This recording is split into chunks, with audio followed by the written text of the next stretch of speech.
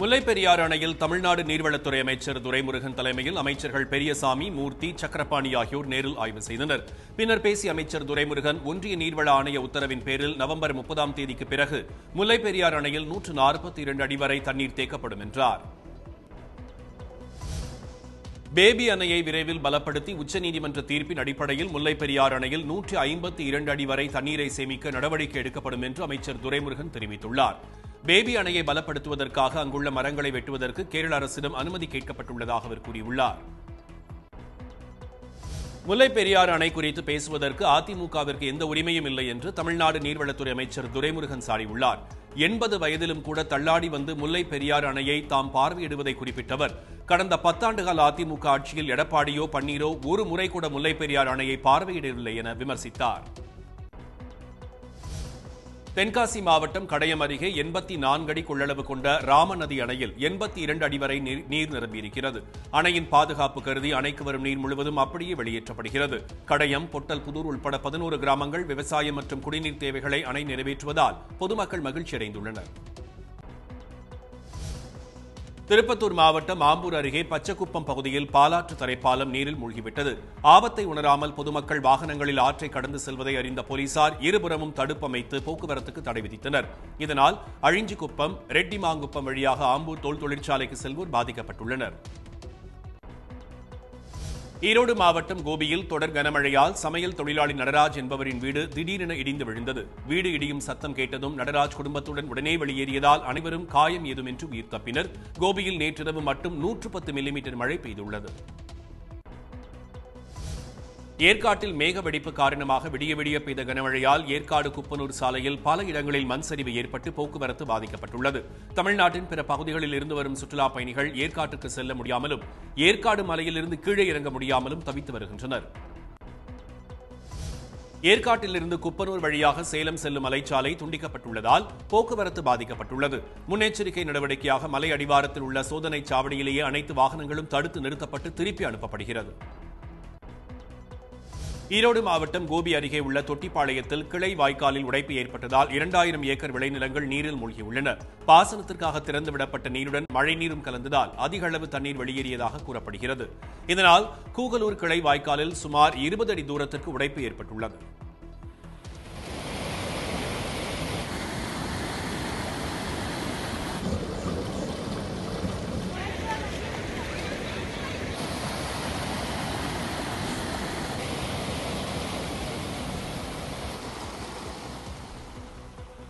திருப்பூர் மாவட்டத்தில் 1 மணி நேரத்திற்கும் மேலாக இடியுடன் கூடிய கனமழை பெய்தது. அவினாசி சாலை, பல்லடம் சாலை, செவந்தாம்பாளையம், ராக்கியாபாளையம் உள்ளிட்ட பகுதிகளில் மழை கொட்டி தீர்த்தது. சாலைகளில் தண்ணீர் தேங்கியதால் வாகன ஓட்டிகள் சிரமமடைந்தனர்.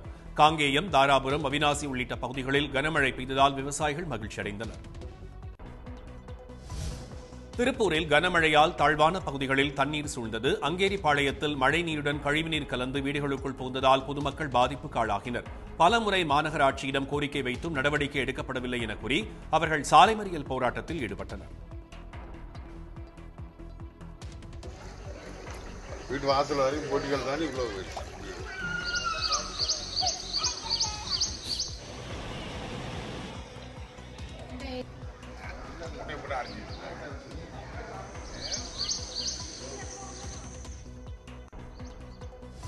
சேலம் மாவட்டம் சங்ககிரி அருகே தண்ணீர் தாசனூர் மற்றும் அதன் சுற்றுவட்டார பகுதிகளில் நள்ளிரவு முழுவதும் பெய்த கனமழையால் தாழ்வான பகுதிகளில் உள்ள குடியிருப்பு பகுதிகளில் மழைநீர் புகுந்தது.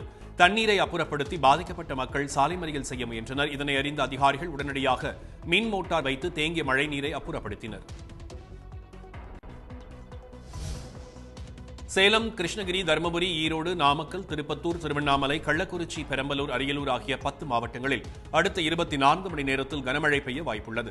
ஏனைய மாவட்டங்கள் மற்றும் புதுச்சேரி, காரைக்கால் பகுதிகளில் அநேக இடங்களில் மிதமான மழை பெய்யக்கூடும். மத்திய மேற்கு வங்கக்கடல் மற்றும் அதனை ஒட்டிய ஆந்திர கடலோர பகுதிகளில் அடுத்த 48 மணி நேரத்திற்கு 60 கிலோமீட்டர் வேகத்தில் சூறாவளி காற்று வீசக்கூடும். ஆகவே மீனவர்கள் இந்த பகுதிகளுக்கு செல்ல வேண்டாம் என்று வானிலை ஆய்வு மையம் அறிவுறுத்தியுள்ளது. திருவள்ளூர் மாவட்டம் மெய்யூரில் கொற்றலை ஆற்றின் தரைப்பாலம் சேதமடைந்த பகுதியை பால்வளத்துறை அமைச்சர் நாசர் நேரில் ஆய்வு செய்தார். தரைப்பாலம் துண்டிக்கப்பட்டதால் வெம்பேடு, வெங்கல், மாலந்தூர் உள்ளிட்ட கிராமங்கள் துண்டிக்கப்பட்டிருக்கின்றன. போர்க்கால அடிப்படையில் தரைப்பாலம் சீரமைக்கப்பட்டு ஓரிரு நாட்களில் மீண்டும் போக்குவரத்து தொடங்கப்படும் என்று அமைச்சர் தெரிவித்தார். தீபாவளி விடுமுறையை ஒட்டி சென்னை வண்டலூர் உயிரியல் பூங்காவிற்கு காலை முதலே குடும்பமாக மக்கள் படையெடுத்த வண்ணம் உள்ளனர். இதமான சூழலில் சிங்கம், புலி, யானை, காண்டாமிருகம், வண்ண கிளிகள் போன்றவற்றை குடும்பத்துடன் கண்டுகளித்ததாக சிறுவர்கள் கூறினர். நாகை மாவட்டம் பனங்குடி கிராமத்தில் உள்ள சிபிசிஎல் நிறுவனம் உடனே தனது விரிவாக்க பணிகளை நிறுத்தாவிடில் போராட்டம் நடத்தப்போவதாக தமிழக காவிரி விவசாயிகள் சங்க பொதுச் செயலாளர் PR பாண்டியன் தெரிவித்துள்ளார். 40 கிராமங்களில் நடக்கும் நில எடுப்பு பணிகளை நிறுத்தாவிட்டால் வரும் 16ஆம் தேதி நாகை ஆட்சியர் மாவட்டத்தில் உண்ணாவிரதம் நடத்தப்போவதாக அவர் தெரிவித்தார். சென்னை சைதாப்பேட்டையில் பேருந்து நடத்துனரை தாக்கிய பயணியை போலீசார் கைது செய்தனர். தியாகராய நகர் செல்லும் பேருந்தில் குரோம்பேட்டையில் ஏறிய வினோத்குமார் என்பவர் 3 நிறுத்தங்களை கடந்தும் டிக்கெட் எடுக்கவில்லை. நடத்துனர் தியாகராஜன் தட்டி கேட்டதால் வாக்குவாதம் எழுந்த நிலையில் சைதாப்பேட்டையில் இறங்கும்போது நடத்துனரை வினோத்குமார் கன்னத்தில் அறைந்தார். கள்ளக்குறிச்சி மாவட்டம் கச்சிராயபாளையம் அருகே மட்டிகைக்குறிச்சி கிராமத்தில் மகாதேவன் என்பவரின் தோட்டத்தில் குலை தள்ளிய நிலையில் இருந்த வாழை மரங்களை இரவோடு இரவாக அடையாளம் தெரியாதவர்கள் வெட்டிச் சென்றுள்ளனர். வெட்டிய வாழை மரங்களை கிணற்றில் வீசியவர்கள் நீர்ப்பாசன குழாய்கள் மற்றும் பம்பு செட்டுகளையும் சேதப்படுத்தியிருக்கிறார்கள். சென்னை ஆவடியில் மது போதையில் பணிமனைக்கு சென்ற அரசு பேருந்தை வழிமறித்து கண்ணாடியை உடைத்தவர்களை காவல்துறையினர் கைது செய்தனர். திருவான்மியூர் ஆவடி மார்க்கத்தில் இயக்கப்படும் பேருந்தை இரவு பணிமனைக்கு ஓட்டிச் சென்றபோது மது போதையில் இருந்த 3 பேர் வழிமறித்து முன்பக்க கண்ணாடியை உடைத்தனர். ஓட்டுநரும் நடத்துனரும் அவர்களை பிடித்து போலீசிடம் ஒப்படைத்தனர். நாமக்கல் மாவட்டம் குமாரபாளையத்தில் புதிதாக சீரமைக்கப்பட்ட நூலகத்தை பொதுமக்கள் பயன்பாட்டிற்காக சுற்றுலாத்துறை அமைச்சர் மதிவேந்தன் தொடங்கி வைத்தார். வரலாற்று தலைவர், தொல்லியல் துறை சார்ந்த நூல்கள் உள்ளிட்டவை நூலகத்தில் வைக்கப்பட்டுள்ளன. அரசு தேர்வுகளை மாணவர்கள் எதிர்கொள்ளும் வகையில் பாடப்புத்தகங்களை வைக்குமாறு நகராட்சி நிர்வாகத்தினருக்கு அமைச்சர் அறிவுறுத்தினார். ஈரோடு மாவட்டம் கோபியில் பிரபல மருத்துவர் ரவீந்திரன் வீட்டில் 16 லட்சம் ரூபாய் மதிப்பிலான 41 சவரன் நகை மற்றும் 1 லட்சம் ரூபாய் பணத்தை கொள்ளையர்கள் களவாடிச் சென்றனர். குடும்பத்துடன் கோவை சென்றுவிட்டு திரும்பி வந்தபோது வீட்டின் முன்பக்க கதவு உடைத்து கொள்ளையடிக்கப்பட்டது ரவீந்திரனுக்கு தெரியவந்தது. நாமக்கல் மாவட்டம் பள்ளிப்பாளையம் அருகே இருசக்கர வாகனங்கள் நேருக்கு நேர் மோதியதில் சுரேஷ்குமார் என்ற விசைத்தறி கூலி தொழிலாளி நிகழ்விடத்திலேயே உயிரிழந்தார். 2 பேர் ஆபத்தான நிலையில் சிகிச்சை பெற்று வருகின்றனர். உறவினரை பார்ப்பதற்காக சுரேஷ்குமார் பைக்கில் சென்னிமலை நோக்கி சென்று கொண்டிருந்தபோது எதிரே வந்த பைக் மீது மோதி விபத்து நேரிட்டுள்ளது. மதுரையில் கடந்த 4 நாட்களாக மலை போல குவிந்த குப்பைகளை துப்புரவு பணியாளர்களுடன் இந்திய ஜனநாயக வாலிபர் சங்கத்தினர் சேர்ந்து அகற்றினர். மாசி வீதிகள், விளக்கு தூண்டு உள்ளிட்ட பகுதிகளில் பொதுமக்கள், வணிகர்கள் விட்டுச் சென்ற பிளாஸ்டிக் கழிவுகள், பாலித்தீன் பேப்பர்கள் உள்ளிட்டவற்றை 30க்கும் மேற்பட்ட இளைஞர்கள் அகற்றினர். தமிழக அரசு அறிவித்த மாதாந்திர உதவித்தொகையை வழங்க வலியுறுத்தி பழனி முருகன் கோயிலில் மொட்டையடிக்கும் தொழிலாளர்கள் பல்வேறு கோரிக்கைகள் அடங்கிய பேட்ஜ் அணிந்து பணியில் ஈடுபட்டுள்ளனர். மொட்டையடிக்கும் தொழிலாளர்களின் வாழ்வாதாரத்தை பாதுகாக்க அரசு அறிவித்த மாதாந்திர ஊக்கத்தொகையான 5000 ரூபாயை கடந்த 2 மாதங்களாக வழங்கவில்லை என்றும் அவர்கள் குற்றம் சாட்டுகின்றனர். சென்னையில் குடி போதையுடன் அண்ணாத்த படம் பார்க்க வந்தவர்களை தியேட்டருக்குள் அனுமதிக்காததால் மர்ம நபர்கள் தியேட்டரின் கண்ணாடிகளை அடித்து நொறுக்கிய சம்பவம் பரபரப்பை ஏற்படுத்தியுள்ளது. திரையரங்கின் மேலாளர் அளித்த புகாரின் பேரில் சிசிடிவி காட்சிகளை கொண்டு மர்ம நபர்களை போலீசார் தேடி வருகின்றனர். தென்காசி மாவட்டம் ஆலங்குளம் வழியே நெல்லை செல்லும் பிரதான சாலை தொடர் மழை காரணமாக குண்டும் குழியுமாக மாறியதால் விபத்துகள் ஏற்படும் அபாயம் ஏற்பட்டுள்ளது. நெடுஞ்சாலைத்துறையினர் உடனடியாக போர்க்கால வேகத்தில் நடவடிக்கை எடுத்து விபத்துகள் நேரிடுவதை தடுக்குமாறு அப்பகுதி மக்கள் கோரிக்கை விடுத்தனர். மரக்காணம் அருகே கந்தாடு பகுதியில் கடந்த அதிமுக ஆட்சியில் தொடங்கப்பட்ட பக்கிங்ஹாம் கால்வாயில் தடுப்பணை கட்டும் பணி ஆமை வேகத்தில் நடப்பதாக பகுதி மக்கள் குற்றம் சாட்டுகின்றனர். இதனால் மழைநீரை தேக்க முடியாத சூழல் ஏற்பட்டுள்ளதுடன் கால்வாய் வழியாக வெளியேறும் நீர் விவசாய நிலத்தில் புகுந்து பயிர்களை நாசப்படுத்துவதாகவும் விவசாயிகள் தெரிவிக்கின்றனர்.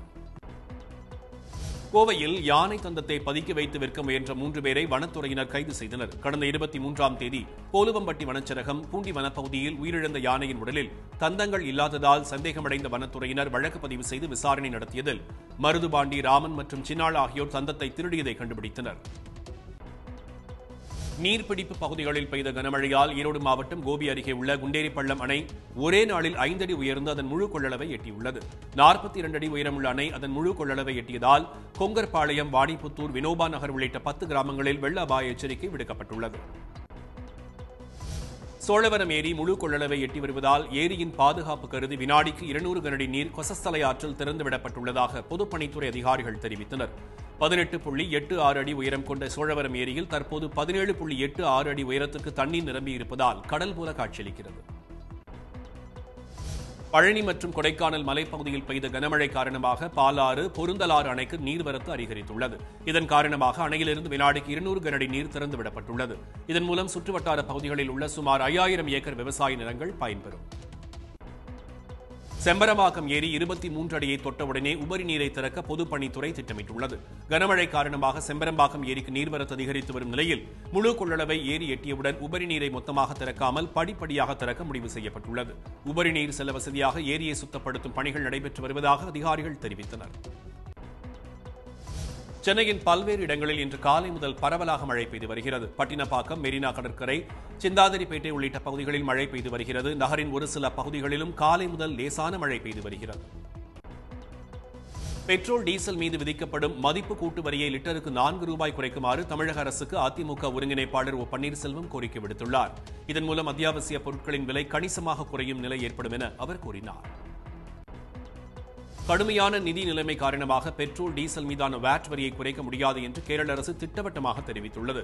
கேரளாவில் கடந்த 6 ஆண்டுகளாக பெட்ரோல், டீசல் மீதான வரி உயர்த்தப்படவில்லை என்று கூறியுள்ள மாநில நிதியமைச்சர் KN பாலகோபால், ஒன்றிய அரசின் கலால் வரி குறைப்பால் மாநில அரசுகளுக்கான வரி பங்கீடு குறையும் என்பதையும் சுட்டிக்காட்டியிருக்கிறார். பெட்ரோல் விலை குறைப்பு வெறும் கண் துடைப்பு என்று முதலமைச்சர் மம்தா பானர்ஜி விமர்சித்துள்ளார். ஏற்கனவே பெட்ரோல், டீசல் விண்ணை தொட்டுவிட்ட நிலையில் சிறிய அளவிலான வரி குறைப்பு நடவடிக்கையை தீபாவளி பரிசு என்று கூறுவது மக்களை ஏமாற்றும் செயல் என்று அவர் கூறியுள்ளார். வேளாண் சட்டங்களுக்கு எதிராக போராடும் விவசாயிகளை வேலையில்லா குடிகாரர்கள் என்று விமர்சித்த ஹரியானாவைச் சேர்ந்த பாரதிய ஜனதா எம்பியான ராம்சந்தருக்கு விவசாயிகள் கருப்பு கொடி காட்டினர். அவர்களை காவல்துறையினர் தடுக்க முயன்றதால் இருதரப்புக்கும் இடையே கைகலப்பு ஏற்பட்டது. அப்போது பாரதிய ஜனதா எம்பியின் கார் தாக்குதலுக்கு இலக்கானது.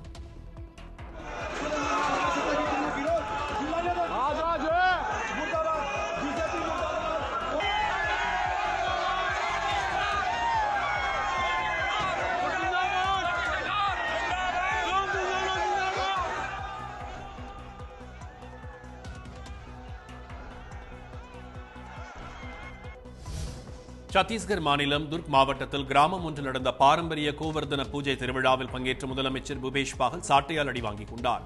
ஆண்டுதோறும் தீபாவளிக்கு அடுத்த நாள் நடைபெறும் இந்த விழாவில் கலந்து கொண்டவர் மாநில மக்களின் நன்மைக்காக சாட்டையடி பெற்றுக் கொண்டதாக அதிகாரிகள் தரப்பில் தெரிவிக்கப்பட்டது.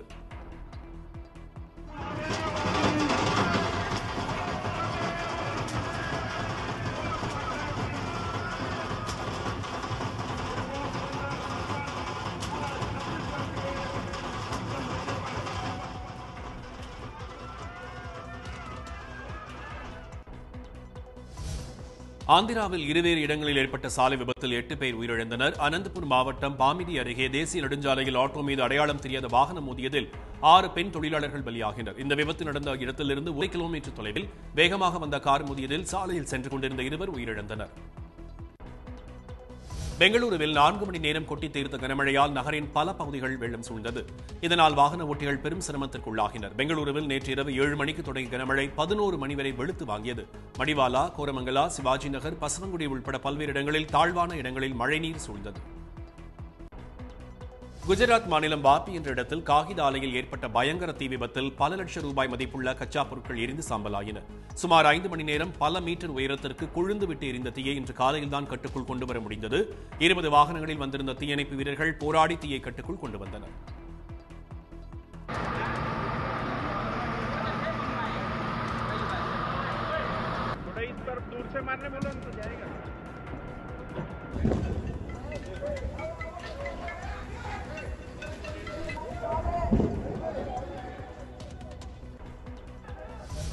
முழு மதுவிலக்கு அமலில் உள்ள பீகார் மாநிலத்தில் தீபாவளி நாளன்று கள்ளச்சாராயம் குடித்து 35 பேர் உயிரிழந்ததற்கு யார் பொறுப்பு என ராஷ்டிரிய ஜனதாதள தலைவர் தேஜஸ்வி யாதவ் கேள்வி எழுப்பியிருக்கிறார். தீபாவளி திருநாளான நேற்று பீகார் மாநிலத்தில் உள்ள கோபால்கஞ்ச் மாவட்டத்தில் 16 பேரும், மேற்கு சம்பரன் மாவட்டத்தில் 8 பேரும் உயிரிழந்தனர். தெலுங்கில் இயக்குநர் ஷங்கரின் இயக்கத்தில் ராம் சரண் தேஜா நடிப்பில் உருவாகும் திரைப்படத்தின் முதல்கட்ட படப்பிடிப்பு புனே, சதாரா மற்றும் பால்டன் ஆகிய பகுதிகளில் நடந்து முடிந்துள்ளது. படத்தில் ராம் சரண் ஜோடியாக கைராத் வாணி நடிக்கிறார். அஞ்சலி உட்பட பல பிரபலங்கள் இந்த படத்தில் நடிக்கின்றனர். மலையாளம், தமிழை தொடர்ந்து பாலிவுட்டிலும் கவனம் செலுத்தும் நடிகை மஞ்சு வாரியார் தலையில் டர்பன் அணிந்து கொண்டு இருக்கும் புகைப்படத்தை தனது ட்விட்டரில் பதிவிட்டுள்ளார். 40 வயதான பிறகும் கூட இளம் நடிகைகளுக்கே சவால் கொடுக்கும் வகையில் அவர் அழகாக இருப்பதாக ரசிகர்கள் புகழ்கின்றனர். தமிழ் சினிமாவில் 20 ஆண்டுகளுக்கு மேலாக கொடிகட்டி பறந்து வரும் நடிகை த்ரிஷாவுக்கு ஐக்கிய அரபு அமீரகம் கோல்டன் விசா வழங்கியுள்ளது. அமீரகத்தின் கோல்டன் விசாவை பெறும் முதல் தமிழ் நடிகை என்பதில் பெருமையும் மகிழ்ச்சியும் அடைவதாக நடிகை த்ரிஷா தனது ட்விட்டரில் பதிவிட்டுள்ளார். அவருக்கு ரசிகர்கள் பலரும் வாழ்த்துக்களை தெரிவித்து வருகின்றனர். கூகுளில் பயனர்களின் கணக்குகளை பாதுகாக்க 2 கட்ட வெரிஃபிகேஷன் வழிமுறை நவம்பர் 9ஆம் தேதி அமலுக்கு வருகிறது. அதன்படி பயனர் ஒவ்வொரு முறை கூகுள் கணக்கில் லாகின் செய்யும் போதும் குறுந்தகவல் அல்லது மின்னஞ்சலில் பாஸ்வேர்டு வரும். இதனை பதிவிட்டால்தான் கணக்கிற்குள் நுழைய முடியும். பெட்ரோல் டீசல் மீதான கலால் வரியை ஒன்றிய அரசு குறைத்துள்ள நிலையில் வரும் மாதங்களில் விலை மீண்டும் அதிகரிக்கக்கூடும் என்று வல்லுநர்கள் கூறுகின்றனர். விநியோகத்திற்கும் உற்பத்திக்குமான இடைவெளி அதிகரிக்கும் போது விலை உயர்வை தவிர்க்க இயலாது என்றும் டெல்லியைச் சேர்ந்த எனர்ஜி பாலிசி இன்ஸ்டிடியூட் தலைவர் நரேந்திர தனேஜா கூறியிருக்கிறார். இந்தியாவில் கடந்த 24 மணி நேரத்தில் 12,729 பேருக்கு தொற்று உறுதி செய்யப்பட்டுள்ளது. 12,165 பேர் கொரோனா பாதிப்பிலிருந்து மீண்டுள்ளனர். 1,48,922 பேர் மருத்துவமனைகளில் சிகிச்சை பெற்று வருகின்றனர். போதைப் பொருள் வழக்கில் கைது செய்யப்பட்டு பிணையில் வெளிவந்துள்ள நடிகர் ஷாருக் கானின் மகன் ஆரியன் போதைப் பொருள் தடுப்பு பிரிவில் ஆஜரானார். என்சிபி அலுவலகத்தில் வழக்கமான பிணை ஆவண நடைமுறைகளுக்கு பின் ஆரியன் கான் அங்கிருந்து தனது இல்லத்திற்கு புறப்பட்டுச் சென்றார். கேரளாவில் சம்பள உயர்வு உள்ளிட்ட கோரிக்கைகளை வலியுறுத்தி கேரள போக்குவரத்து ஊழியர்கள் 48 மணி நேர வேலைநிறுத்த போராட்டத்தில் ஈடுபட்டுள்ளனர். இதனால் பணிமனைகளிலேயே அம்மாநில அரசு பேருந்துகள் நிறுத்தப்பட்டிருக்கின்றன. பேருந்துகள் ஓடாததால் மருத்துவமனைகள் உட்பட பல்வேறு காரணங்களுக்காக செல்ல வேண்டிய மக்கள் கடும் சிரமத்தை சந்தித்துள்ளனர். மாரடைப்பால் சமீபத்தில் காலமான பிரபல கன்னட திரைப்பட நடிகர் புனித் ராஜ்குமார் நினைவிடத்தில் நடிகர் சூர்யா அஞ்சலி செலுத்தினார். பெங்களூரில் உள்ள அவரது இல்லத்திற்கு சென்ற சூர்யா அவரது குடும்பத்தினருக்கு ஆறுதல் தெரிவித்ததுடன் புனித் நினைவிடத்துக்கு சென்று மாலை அணிவித்து கண்ணீர் அஞ்சலி செலுத்தினார். எனக்கு அம்மா சொன்னது ஞாபகம் இருக்கு. I was 4 months old in the stomach and Punith I was 7 months old. அப்படிதான் நாங்க முதல்ல ஒருத்தர் தெரிஞ்சுக்கிட்டோம். First time is that's the moment Amma shared with me. இப்படி ஆனது வந்து வீட்டில் அம்மா அப்பாவுக்கு ஃபேமிலி யாருமே ஏற்றுக்கவே முடியல. கும்பகோணம் அருகே திருநாகேஸ்வரம் அரசு மேல்நிலைப் பள்ளியில் படித்த +1 மாணவர் விஷால் தனது கடந்த 31ஆம் தேதி விஷம் குடித்து தற்கொலை செய்து கொண்டார். தலைமை ஆசிரியர் சாதியை சொல்லி திட்டியதால் மனமுடைந்து அவர் தற்கொலை செய்து கொண்டதாக கூறி அவரது உறவினர்கள் 100க்கும் மேற்பட்டோர் சாலை மறியலில் ஈடுபட்டுள்ளனர். சென்னையில் ஆபரண தங்கம் விலை சவரனுக்கு மேலும் 464 ரூபாய் அதிகரித்து 36,040 ரூபாயாக வர்த்தகமாகிறது. 22 கேரட் தங்கம் 1 கிராம் 4,505 ரூபாய்க்கு விற்பனை செய்யப்படுகிறது. சில்லறை விற்பனையில் 1 கிராம் வெள்ளியின் விலை 68 ரூபாய் 60 காசுகளாக உள்ளது. மதுரவாயல் அடுத்த ஆலப்பாக்கத்தைச் சேர்ந்த பெட்ரோல் பங்க் டீலரான கோபிகிருஷ்ணா என்பவரின் கைத்துப்பாக்கியை மர்ம நபர்கள் திருடிச் சென்றனர். பெட்ரோல் பங்க் உரிமையாளர்களுக்கு தீபாவளி தினத்தில் இனிப்புகள் கொடுக்க சென்றபோது காரில் அவர் வைத்திருந்த கைத்துப்பாக்கியை காணவில்லை. அதில் தோட்டாக்கள் நிரப்பப்பட்டிருந்ததாக கூறப்படுவதால் காவல்துறையினர் தீவிரமாக தேடி வருகின்றனர். ஈரோடு மாவட்டம் சத்தியமங்கலத்தில் இருந்து மைசூர் செல்லும் திம்பம் மலைப்பாதையில் ஏற்பட்ட மண் சரிவால் 1 மணி நேரம் போக்குவரத்து பாதிக்கப்பட்டது. 27வது கொண்டை ஊசி வளைவை தாண்டி 2 இடங்களில் ஏற்பட்ட மண் சரிவால் மரங்கள் முறிந்து விழுந்தன. நிகழ்விடத்திற்கு சென்ற போலீசார் மரங்களை அப்புறப்படுத்தி போக்குவரத்தை சீர் செய்தனர். சென்னை மந்தேவெளி பேருந்து நிலையம் அருகே சாலையில் ஏற்பட்ட திடீர் பள்ளத்தால் பரபரப்பு ஏற்பட்டது. ஆர்கே மடம் சாலையின் நடுவே 5 அடி ஆழத்துக்கு பள்ளம் ஏற்பட்டதை அறிந்த போக்குவரத்து போலீசார் உடனடியாக போக்குவரத்தை மாற்றம் செய்தனர். இதையடுத்து நவீன இயந்திரங்கள் மூலம் கான்கிரீட் கலவை கொண்டு சாலையில் ஏற்பட்ட பள்ளத்தை மாநகராட்சி அதிகாரிகள் சீல் செய்தனர். தீபாவளி பண்டிகையொட்டி டாஸ்மாக் கடைகளில் 2 நாட்களில் 431 கோடி ரூபாய்க்கு மது விற்பனையாகியுள்ளது. தீபாவளிக்கு முதல் நாள் 205 கோடியே 61 லட்சத்திற்கும், தீபாவளி அன்று 225 கோடியே 42 லட்சத்துக்கும் மது விற்பனையாகியுள்ளது. எனினும் கடந்த ஆண்டுடன் ஒப்பிடுகையில் இது குறைவு. தமிழ்நாட்டில் தீபாவளியை முன்னிட்டு மதுரை மண்டலத்தில்தான் அதிகமாக மது விற்பனை நடந்துள்ளது. அங்கு 98 கோடியே 89 லட்சம் ரூபாய்க்கு மது விற்பனை நடந்துள்ளது. சென்னை, காஞ்சிபுரம், திருவள்ளூர், செங்கல்பட்டு மாவட்டங்களை உள்ளடக்கிய சென்னை மண்டலத்தில் 88 கோடியே 40 லட்சம் ரூபாய்க்கு மதுபானங்கள் விற்றுள்ளன. தீபாவளி பண்டிகையான நேற்று வெடிக்கப்பட்ட பட்டாசுகளால் சென்னையில் இயல்பை விட 20 மடங்கு காற்று மாசு அதிகரித்துள்ளது. அண்ணா சாலை, ஆழ்வார்பேட்டை, தேனாம்பேட்டை, மயிலாப்பூர், திருவல்லிக்கேணி உள்ளிட்ட பகுதிகள் புகை மண்டலமாக காட்சியளித்ததுடன் ஆலந்தூரில் காற்றுத்தர குறியீடு அதிகபட்சமாக 895ஆகவும் மணலியில் 578ஆகவும் பதிவானது. சென்னையில் நேற்றிரவு பெய்த சாரல் மழையால் பனி மூட்டத்துடன் கலந்திருந்த காற்று மாசு வெகுவாரியாக குறைந்துள்ளது. காலை 7 மணி நிலவரப்படி காற்று தர குறியீடு அண்ணா சாலையில் 161ஆகவும், மணலியில் 100ஆகவும், வேளச்சேரியில் 95ஆகவும், ஆலந்தூரில் 24ஆகவும் பதிவாகியுள்ளது. தீபாவளியை முன்னிட்டு சென்னையில் உள்ள ஒவ்வொருவரும் 45 சிகரெட் புகைத்த அளவிற்கு காற்று மாசு ஏற்பட்டுள்ளதாக சுற்றுச்சூழல் ஆர்வலர்கள் தெரிவித்தனர். பட்டாசு நச்சுப் புகையால் சென்னையின் பல இடங்களில் காற்றின் தரம் அபாயகரமான அளவான 500க்கும் மேல் தாண்டியிருந்தது.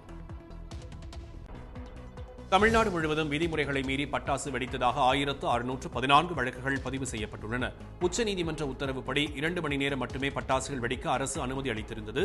ஆனால் சென்னையில் இதை மீறி பட்டாசு வெடித்ததாக 758 வழக்குகள் பதிவு செய்யப்பட்டுள்ளன. விதிகளை மீறி பட்டாசு விற்பனை செய்தவர்கள் மீது 259 வழக்குகள் போடப்பட்டுள்ளன. சென்னை மாநகராட்சிக்குட்பட்ட பகுதிகளில் 138.21 மெட்ரிக் டன் பட்டாசு கழிவுகள் சேகரிக்கப்பட்டிருப்பதாக அதிகாரிகள் தெரிவித்தனர். அவை அனைத்தும் கும்மிடிப்பூண்டி சிப்காட் தொழிற்சாலை வளாகத்தில் உள்ள அபாயகரமான கழிவுகள் மேலாண்மை மையத்தில் ஒப்படைத்து பாதுகாப்பான முறையில் அகற்றப்படும். விழுப்புரம் மாவட்டம் மரக்காணம் அருகே மண்ணில் புதைத்து வைக்கப்பட்டிருந்த 420 லிட்டர் எரி சாராயத்தை போலீசார் பறிமுதல் செய்தனர். கோணவாயன் குப்பத்தில் எரிசாராயம் பதுக்கி வைத்திருப்பதாக கிடைத்த தகவலின் பேரில் அங்கு சென்ற போலீசார் 12 கேன்களில் மண்ணில் புதைத்து வைக்கப்பட்டிருந்த எரிசாராயத்தை தோண்டி எடுத்து விசாரணை செய்து வருகின்றனர். சென்னை பூவிருந்தவல்லி காவல் நிலையம் அருகே உயரழுத்த மின்சார வயரில் மின்கசிவு காரணமாக தீ விபத்து ஏற்பட்டது. இதன் காரணமாக கம்பத்தில் இருந்த வயர்கள் சுமார் அரை மணி நேரமாக பட்டாசு போல வெடித்து எரிந்து நாசமாயின. இதனால் பீதியடைந்த மக்கள் அளித்த தகவலின் பேரில் மின்வாரிய ஊழியர்கள் அங்கு மின் இணைப்பை துண்டித்து சரி செய்யும் பணியில் ஈடுபட்டனர்.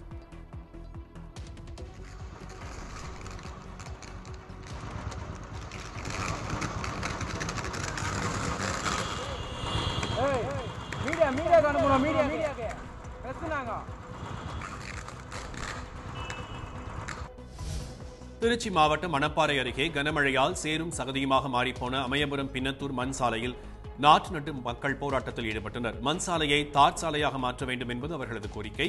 இதுகுறித்து பலமுறை முறையிட்டும் கூட அதிகாரிகள் நடவடிக்கை எடுக்கவில்லை என்று அவர்கள் குற்றம் சாட்டினர்.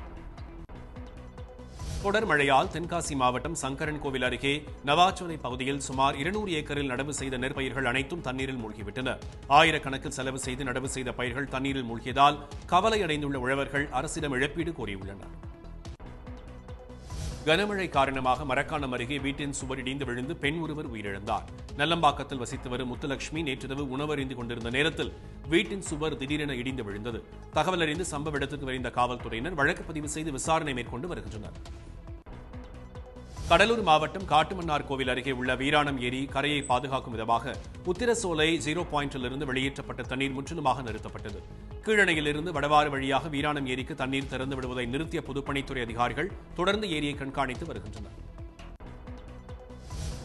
தமிழ்நாட்டின் தெற்கு மற்றும் உள் மாவட்டங்களில் அடுத்த 2 வாரம் இயல்பை விட கூடுதலாக மழை பெய்ய வாய்ப்புள்ளதாக இந்திய வானிலை ஆய்வு மையம் தெரிவித்துள்ளது. வடகிழக்கு பருவமழையின் தீவிரம் அடுத்த சில நாட்களில் அதிகரிக்கும் என்று வானிலை மையம் கூறியிருக்கிறது. தமிழகம், கேரளா உள்ளிட்ட தீபகற்ப இந்தியாவில் கடந்த அக்டோபர் 1ஆம் தேதி முதல் நவம்பர் 2ஆம் தேதி வரையிலான காலகட்டத்தில் 211.4 மில்லிமீட்டர் மழை பதிவாகியுள்ளது. இது வழக்கத்தை விட 26 விழுக்காடு அதிகம் என இந்திய வானிலை ஆய்வு மையம் தெரிவித்துள்ளது. புதுச்சேரி அடுத்த மலட்டாற்றில் வெள்ளம் கரைபுரண்டு ஓடுவதால் கரையோரம் உள்ள 15 கிராமங்களுக்கு வெள்ள அபாய எச்சரிக்கை விடப்பட்டுள்ளது. பொதுமக்கள் அனைவரும் பாதுகாப்பாக இருக்குமாறு ஒலிபெருக்கி மூலம் போலீசார் அறிவுறுத்தி வருகின்றனர். தென்பெண்ணை ஆற்றின் சாத்தனூர் அணை திறக்கப்பட்டுள்ளது. இதன் விளைவாக தென்பெண்ணை ஆற்றின் கிளை ஆறான மலட்டாற்றில் வெள்ளநீர் உச்சபட்ச நிலையில் சென்று கொண்டிருக்கிறது. பொதுமக்கள் மலட்டாற்று கரையோரம் ஆர்வம் காரணமாகவோ நீரோட்டத்தை பார்க்க நீர் பிடிக்க டெல்லியை ஒட்டியுள்ள ஹரியானாவின் 14 மாவட்டங்கள், ஒடிசா உள்ளிட்ட வட மாநிலங்களில் தடை விதிக்கப்பட்டதால் சுமார் 300 கோடி ரூபாய்க்கு பட்டாசுகள் விற்பனையாகாமல் தேங்கியுள்ளன. இதனால் பட்டாசு தொழிற்சாலைகளை உற்பத்தி செய்ய முடியுமா என்பதே கேள்விக்குறியாக மாறியுள்ளது. தீபாவளி பண்டிகையை முன்னிட்டு மதுரை ஆவின் நிறுவனத்தில் 6 கோடி ரூபாய் மதிப்பிலான பால் பொருட்கள் விற்பனையாகி இருப்பதாக நிறுவன பொது மேலாளர் கருணாகரன் தெரிவித்துள்ளார். பால்கோவா, மைசூர்பா உள்ளிட்ட பல்வேறு இனிப்புகள் அடங்கிய தொகுப்பு இந்த ஆண்டு விற்பனை செய்யப்பட்டதாகவும் 4 கோடி ரூபாய் இலக்கு நிர்ணயிக்கப்பட்ட நிலையில் வழக்கத்தை விட விற்பனை அதிகரித்துள்ளதாகவும் தெரிவிக்கப்பட்டுள்ளது. மாமல்லபுரத்தில் பொது பயன்பாட்டுக்காக 47 ஆண்டுகளுக்கு முன் 5.29 ஹெக்டேர் நிலத்தை தமிழக அரசு கையகப்படுத்தியது செல்லும் என சென்னை உயர்நீதிமன்றம் தீர்ப்பளித்துள்ளது. நிலத்துக்கான இழப்பீட்டுத் தொகை வழங்கிவிட்டதாலும் நிலத்தை அரசு எடுத்துக் கொண்டதாலும் அதில் தலையிட முடியாது என்ற தமிழக அரசு தரப்பு விளக்கத்தை நீதிமன்றம் ஏற்றுக்கொண்டது. தீபாவளியை ஒட்டி புதுக்கோட்டை மாவட்டம் விராச்சிமலையில் மஞ்சு விரட்டு நடத்தப்பட்டது. 600க்கும் மேற்பட்ட காளைகள் பங்கேற்ற இந்த மஞ்சு விரட்டில் காளை முட்டியதில் பார்வையாளர் ஒருவர் உயிரிழந்தார். 30க்கும் மேற்பட்டோர் காயமடைந்தனர்.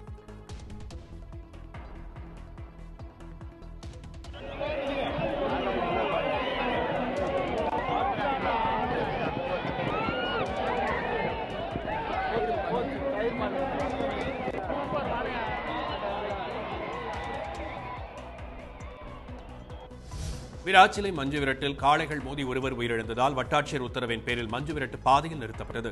முறையான அனுமதி பெறாமல் மஞ்சு விரட்டு நடத்தியதாக அமைப்பாளர்கள் 20 பேர் மீது காவல்துறையினர் வழக்கு பதிவு செய்து விசாரித்து வருகின்றனர். தமிழ்நாடு முழுவதும் நாளை நடக்கவிருந்த 8வது மெகா கொரோனா தடுப்பூசி முகாம் வரும் 14ஆம் தேதிக்கு மாற்றப்பட்டுள்ளது. தீபாவளி தொடர் விடுமுறை காரணமாகவும் தொழிற்சாலை பணியாளர்களுக்கு ஞாயிற்றுக்கிழமை விடுப்பு என்பதாலும் தடுப்பூசி முகாம் தேதி மாற்றப்படுவதாக அமைச்சர் மா சுப்பிரமணியன் தெரிவித்துள்ளார். உச்சநீதிமன்ற உத்தரவுப்படி டிசம்பர் 31ஆம் தேதிக்குள் அதிமுக உட்கட்சி தேர்தல் நடத்தப்பட வேண்டும் என்பதால் வரும் 10ஆம் தேதிக்கு பிறகு அது குறித்து அறிவிப்பு வெளியாகும் என தகவல் வெளியாகியுள்ளது. சசிகலா விவகாரத்தில் இதுவரை ஒருமித்த கருத்து எட்டப்படாத நிலையில் உட்கட்சி தேர்தல் நடைபெற இருப்பது மிகவும் முக்கியத்துவம் வாய்ந்ததாகவே பார்க்கப்படுகிறது. திருமணம் செய்து கொள்ளாமல் ஒன்றாக சேர்ந்து வாழ்ந்தவர்கள் தங்களுக்குள் எழும் பிரச்சினைகளுக்கு குடும்ப நல நீதிமன்றத்தை நாட எந்த சட்டப்பூர்வ உரிமையும் இல்லை என்று சென்னை உயர்நீதிமன்றம் தீர்ப்பளித்துள்ளது. இது தொடர்பாக கோவை இடையர்பாளையத்தைச் சேர்ந்த கலைச்செல்வி என்பவர் தாக்கல் செய்த மனுவை நீதிபதிகள் தள்ளுபடி செய்தனர். உடனுக்குடன் செய்திகளை தெரிந்து கொள்ள சன் நியூஸ் பெல் ஐகானை கிளிக் பண்ணுங்க.